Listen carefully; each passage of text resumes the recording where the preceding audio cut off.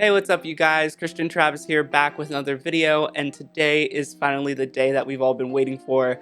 We are going to be talking about Spider-Man Miles Morales. I have the game right here, and I am so excited to talk about this game. I've been looking forward to it for so long, and to finally have it in my hands makes it feel so much better. I'm currently on my second playthrough of the game. I've taken my notes, I've written down my thoughts, and I'm excited to share them with you. Now, full disclaimer guys, I am a huge Spider-Man fan. I have my little Spider-Man shirt on over here. I have my Spider-Man tattoo. I've even been Spider-Man for New York Comic Con for 3 years. I'll throw some pictures or video or something here. So everything I say might have a little bit of bias to it. But anyways, let's hop into the review and we'll talk about it more. He's right. Let's clear out. Let the police do their job. Yeah, okay.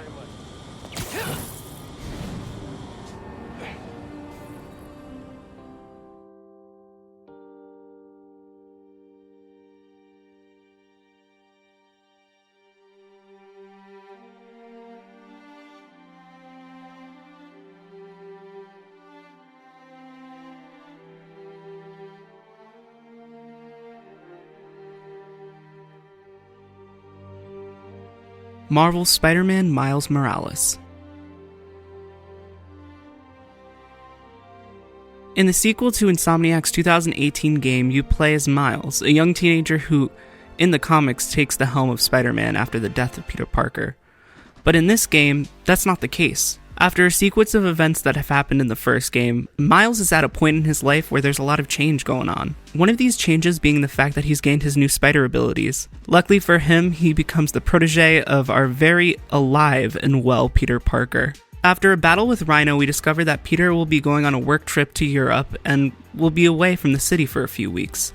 That means the city is left in Miles' hands to protect in his absence. While Peter's away, Miles comes across a group called the Underground, a gang of bad guys that seem to have one goal in mind, and that is to stop the energy company called Roxxon from implementing a new energy source in Harlem called a New Form. It's up to Miles and his good friend Ganke to get to the bottom of the reason behind this and stop anyone that may get in their way, even if that person is close to them. Graphics. To start off, I'd like to say I played this game on the new PS5, and I have to say, it's gorgeous. The textures are so detailed and the colors are extremely vibrant. This isn't surprising considering the game was made on a proprietary game engine and was specifically optimized for the PlayStation itself, not to mention the addition of ray tracing. Reflections are beautiful when walking in front of puddles or windows, and the lighting effects add to things like fires and other ambient light sources. It makes the game feel even more alive than it would have been otherwise. Now I know what some of you guys are going to say. Christian PC Gaming already has ray tracing. The RTX 3000 cards are so much better than PlayStation hardware. And you know what? I don't care. And you could shove those comments right up your PC gaming is great. I have a PC. I love it, but the majority of gamers play on console for the ease of use. None of them want to mess with their settings on a new game every single time they get one. Any performance or graphical improvements to a home console is so appreciated. Anyway.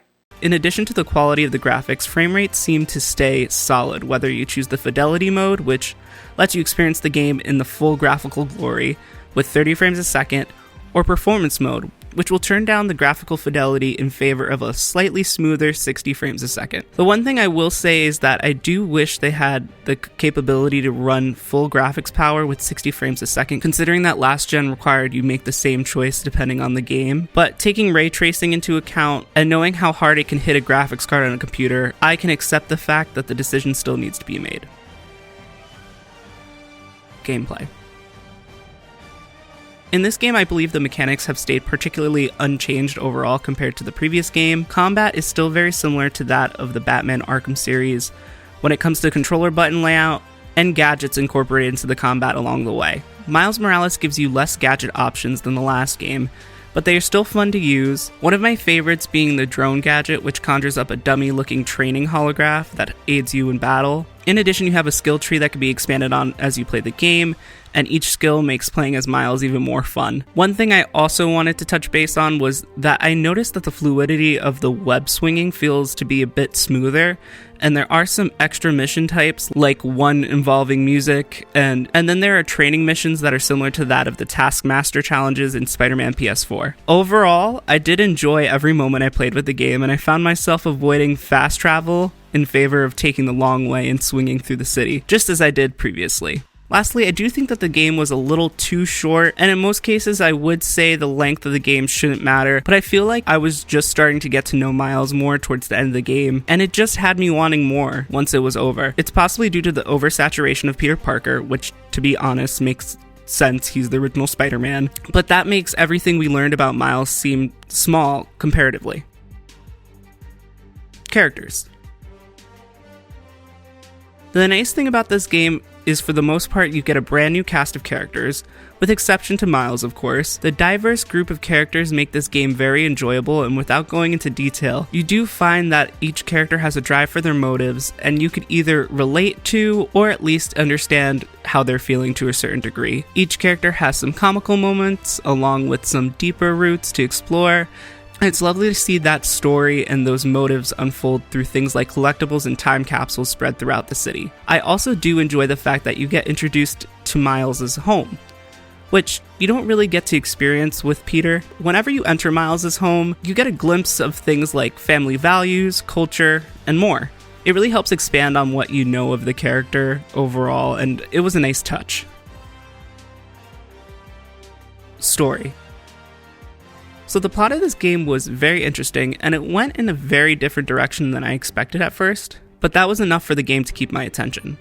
That first change of pace had me wondering, oh, if they end up going in this direction, they could really end up changing the narrative either way.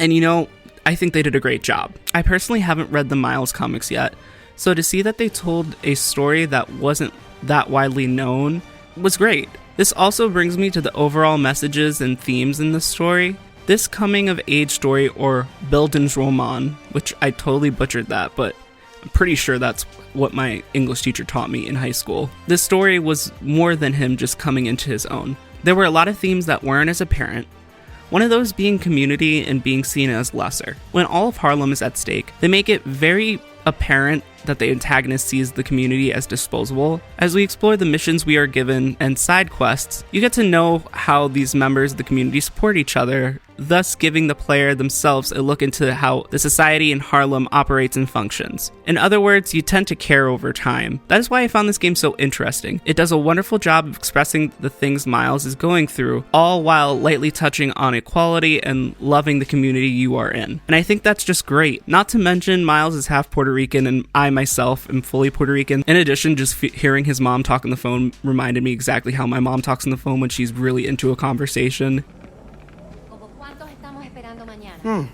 No records. Hey, Mom, where's Dad's vinyl? Should be in my room. Thanks.